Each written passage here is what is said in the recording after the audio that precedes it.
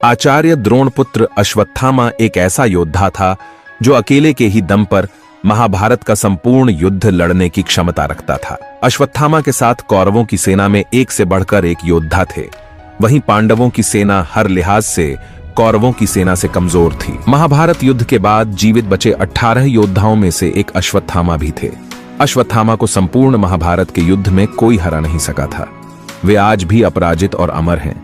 आज के इस वीडियो में हम जानेंगे अश्वत्थामा के जीवन से जुड़े ऐसे 10 रहस्य जिसको जानकर आप सोच में पड़ जाएंगे, और वीडियो के अंत में एक ऐसा रहस्य भी जानेंगे जिसे अभी तक कोई नहीं जान पाया है। तो वीडियो को अंत तक देखिए और अभी से ही इस वीडियो को लाइक कर दीजिए। तो चलिए जानते हैं अश्वत्थामा के जीवन के रहस्यों के बारे में। अश्वत्थामा का जन्म भारद्वाज ऋषि के पुत्र द्रोण के यहाँ हुआ था। उनकी माता ऋषि शरद्वान की पुत्री कृपि थी। द्रोणाचार्य का गोत्र अंगिरा था। तपस्यार्थ द्रोण ने पितरों की आज्ञा से संतान प्राप्ति हेतु कृपि से विवाह किया। कृपि भी बड़ी ही धर्मज्ञ, सुशील और तपस्विनी थीं। दोनों ही संपन्न परिवार से थे। जन्म लेते ही अश्वत्थामा ने उच्चैः श्रवा अश्व के समान घोर शब्द किया जो सभी दिशाओं और व्योम में गुंज उठा।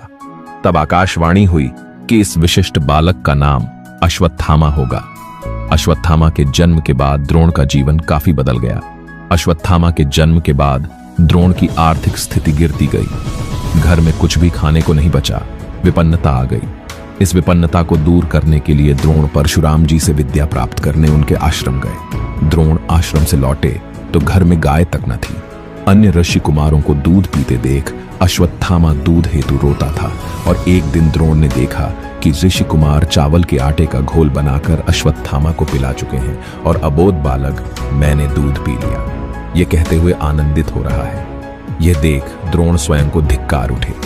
पिता ने जब बालक अश्वत्थामा की यह अवस्था देखी तो उन्होंने खुद को इसका दोषी माना और वे उसके लिए गाय की व्यवस्था हेतु स्थान स्थान पर घूमकर दान के लिए भटके, लेकिन उन्हें कोई भी गाय दान में नहीं मिली। अंत में उन्होंने सोचा कि क्यों न अपने बचपन के मित्र राजा द्रुपद के पास जाया जाए। वे अपने पुत्र अश्वत्थामा के साथ राजा द्रुपद के दरबार में जा पहुंचे, लेकिन राजा द्रुपद ने उनकी मदद करने के बजाय उनकी यह कहकर अपमानित किया कि दोस्ती बराबरी वालों में होती है। राजसभा में पिता की अवमानना बालक अश्वत्थामा ने देखी थी।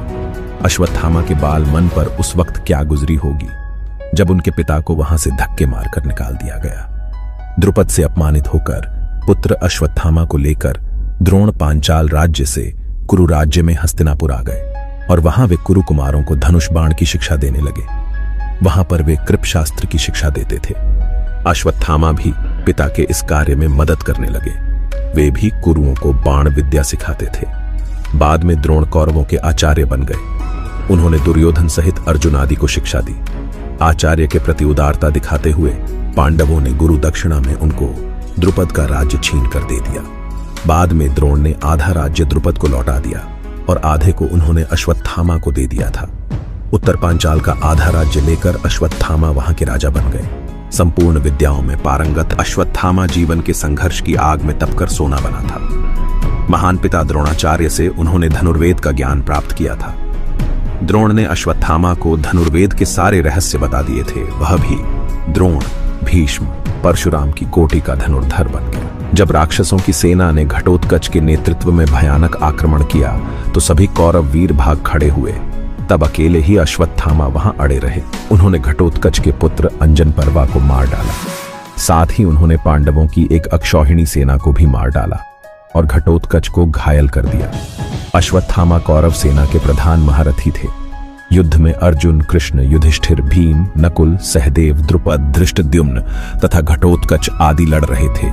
उनके रहते हुए भी उनके देखते ही देखते अश्वत्थामा ने द्रुपद, सुत, सुरथ और शत्रुंजय, कुंती भोज के 90 पुत्रों तथा बलानीक, शतानीक, ज्याश्व, श्रुताह्य, हेममाली, प्रशद्र तथा चंद्रसेन जैसे वीरों को रण में मार डाला और युधिष्ठिर की सेना को भगा दिया था। अश्वत्थामा द्वारा किए जा रहे इस विध्वंस को देखते हुए पांडव पक्ष में भय और आतंक व्याप्त हो गया था।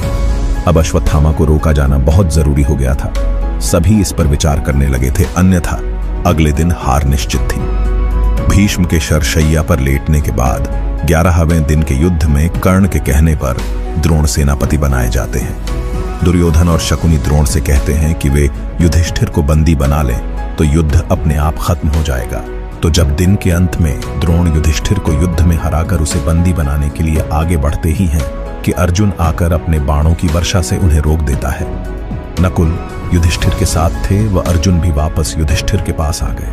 इस प्रकार कौरव युधिष्ठिर को नहीं पकड़ सके, लेकिन द्रोण की संहारक शक्ति के बढ़ते जाने से पांडवों के खेमे में दहशत फैल जाती है। पिता पुत्र ने मिलकर महाभारत युद्ध में पांडवों की हार सुनिश्चित कर दी थी। पांडवों की हार को देखकर श्री कृष्ण ने युधिष्ठिर से छल का सहारा लेने को कहा। इस योजना के तहत युद्ध में यह बात फैला दी गई कि अश्वत्थामा मारा गया, लेकिन युधिष्ठिर झूठ बोलने को तैयार नहीं थे। तब अवंतिराज के अश्वत्थामा नामक हाथी का भीम द्वारा वध कर दिया गया। इसके बाद युद्ध में यह बात फैला दी गई कि अश्वत्थामा मारा गया। जब गुरु द्रोणाचार्य ने धर्मराज युधिष्ठिर से अश्वत्थामा की सत्यता जानना चाही तो उन्होंने जवाब दिया, अश्वत्थामा मारा गया परंतु हाथी। श्री कृष्ण ने उसी समय शंखनाद किया, जिसके शोर के चलते गुरु द्रोणाचार्य आखिरी शब्द हाथी नहीं सुन पाए और उन्होंने समझा कि मेरा पुत्र मारा गया। यह सुनकर उन्होंने शस्त्र त्याग दिए और युद्ध भूमि में आंखें बंद कर शोक में डूब गए। यही मौका था जबकि द्रोणाचार्य को निहत्था जानकर द्रौपदी के भाई धृष्टद्युम्न ने तलवार से उनका सिर काट डाला। यह समाचार अश्वत्थामा के लिए भयंकर रूप से दुखद था। पिता की छलपूर्वक हत्या के बाद अश्वत्थामा युद्ध के सभी नियमों को तोड़कर ताक में रख देता है। पिता की छलपूर्वक मृत्यु से दुखी होकर अश्वत्थामा मजबूर होकर नारायणास्त्र का प्रयोग करता है, जिसके चलते एक ही झटके में पांडवों सहित उनकी संपूर्ण सेना नष्ट हो जाती। सभी नारायणास्त्र से नष्ट हो जाते, लेकिन पांडवों को इस अस्त्र से बचने के लिए तुरंत ही कृष्ण उनसे अपने अपने अस्त्र त्याग कर रथ से नीचे उतरने का आदेश देते हैं और कहते हैं कि सभी नारायणास्त्र के सामने आत्मसमर्पण कर लो, अन्यथा मारे जाओगे। सभी पांडव और सेना ऐसा ही करती है। समर्पण से ही वे सभी बच सके। जब अश्वत्थामा यह देखता है कि सभी पांडव बच गए हैं तो उसे उस अस्त्र पर संदेह होता है। तब वह अर्जुन पर आग्नेयास्त्र का प्रयोग करता है, लेकिन श्री कृष्ण के कारण अर्जुन फिर बच जाता है। तब अश्वत्थामा को बड़ा क्रोध आता है। वह अपना धनुष फेंक देता है और अपनी विद्या पर संदेह करने लगता है। 18वें दिन कौरवों के 3 योद्धा शेष बचते हैं, अश्वत्थामा, कृपाचार्य और कृतवर्मा।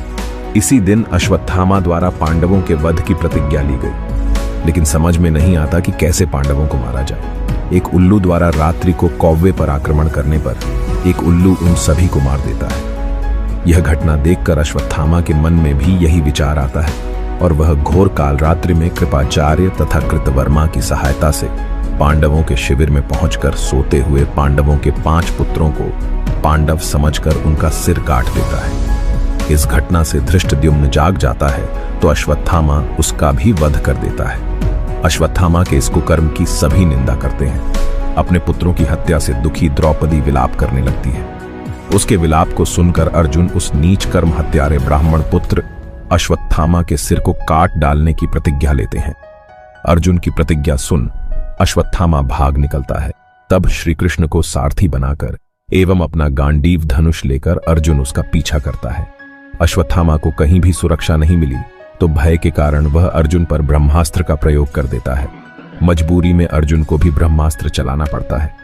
ऋषियों की प्रार्थना पर अर्जुन तो अपना अस्त्र वापस ले लेता है, लेकिन अश्वत्थामा अपना ब्रह्मास्त्र अभिमन्यु की विधवा उत्तरा की कोख की तरफ मौढ़ा देता है। कृष्ण अपनी शक्ति से उत्तरा के गर्भ को बचा लेते हैं। अंत में श्री कृष्ण बोलते हैं, हे अर्जुन, धर्मात्मा, सोए हुए, असावधान, मतवाले, पागल, अज्ञानी, रथहीन, स्त्री तथा बालक को मारना धर्म के अनुसार वर्जित है। इसने धर्म के विरुद्ध आचरण किया है। सोए हुए निरपराध बालकों की हत्या की है। जीवित रहेगा तो पुनः पाप करेगा। अतः तत्काल इसका वध करके और इसका कटा हुआ सिर द्रौपदी के सामने रखकर अपनी प्रतिज्ञा पूरी करो। श्री कृष्ण के इन वचनों को सुनने के बाद भी अर्जुन को अपने गुरुपुत्र पर दया आ गई और उन्होंने अश्वत्थामा को जीवित ही शिविर में ले जाकर द्रौपदी के समक्ष खड़ा कर दिया। पशु की तरह बंधे हुए गुरुपुत्र को देखकर द्रौपदी ने कहा, हे आर्यपुत्र, ये गुरुपुत्र तथा ब्राह्मण है। ब्राह्मण सदा पूजनीय होता है और उसकी हत्या करना पाप है। आपने इनके पिता से इन अपूर्व शस्त्रास्त्रों का ज्ञान प्राप्त किया है। पुत्र के रूप में आचार्य द्रोण ही आपके सम्मुख बंदी रूप में खड़े हैं। इनका वध करने से इनकी माता कृपि मेरी तरह ही कातर होकर पुत्र शोक में विलाप करेगी। पुत्र से विशेष मोह होने के कारण ही वह द्रोणाचार्य के साथ सती नहीं हुई। कृपि की आत्मा निरंतर मुझे कोसेगी। इनके वध करने से मेरे मृत पुत्र लौट कर तो नहीं आ सकते, अतः आप इन्हें मुक्त कर दीजिए। द्रौपदी के इन धर्मयुक्त वचनों को सुनकर सभी ने उसकी प्रशंसा की। इस पर श्री कृष्ण ने कहा, हे अर्जुन, शास्त्रों के अनुसार पतित ब्राह्मण का वध भी पाप है और आतताई को दंड न देना भी पाप है, अतः तुम वही करो जो उचित है। उनकी बात को समझकर अर्जुन ने अपनी तलवार से अश्वत्थामा के सिर के केश काट डाले और उसके मस्तक की मणि निकाल ली। मणि निकल जाने से वह श्रीहीन हो गया। बाद में श्री कृष्ण ने अश्वत्थामा को 6000 साल तक भटकने का शाप दिया। अंत में अर्जुन ने उसे उसी अपमानित अवस्था में शिविर से बाहर निकाल दिया। इस प्रकार हिंसा और अभिशाप में क्रोध और विषाद में इस महान विद्वान और दुर्धर्ष वीर की कथा का समापन होता है। अंत में अश्वत्थामा की मस्तक मणि का रहस्य भी जान लेते हैं। अश्वत्थामा द्रोणाचार्य के पुत्र थे। द्रोणाचार्य ने शिव को अपनी तपस्या से प्रसन्न करके उन्हीं के अंश से अश्वत्थामा नामक पुत्र को प्राप्त किया। अश्वत्थामा के पास शिव जी के द्वारा दी गई कई शक्तियां थीं। वे स्वयं शिव का अंश थे। जन्म से ही अश्वत्थामा के मस्तक में एक अमूल्य मणि विद्यमान थी, जो कि उसे दैत्य, दानव, शस्त्र, व्याधि, देवता, नाग आदि से निर्भय रखती थी। इस मणि के कारण ही उस पर किसी भी अस्त्र शस्त्र का असर नहीं हो पाता था।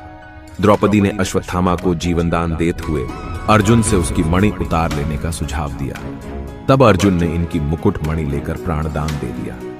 अर्जुन ने यह मणि द्रौपदी को दे दी, जिसे द्रौपदी ने युधिष्ठिर के अधिकार में दे दी। शिव महापुराण के अनुसार अश्वत्थामा आज भी जीवित हैं और वे गंगा के किनारे निवास करते हैं, किंतु उनका निवास कहाँ है यह नहीं बताया गया है।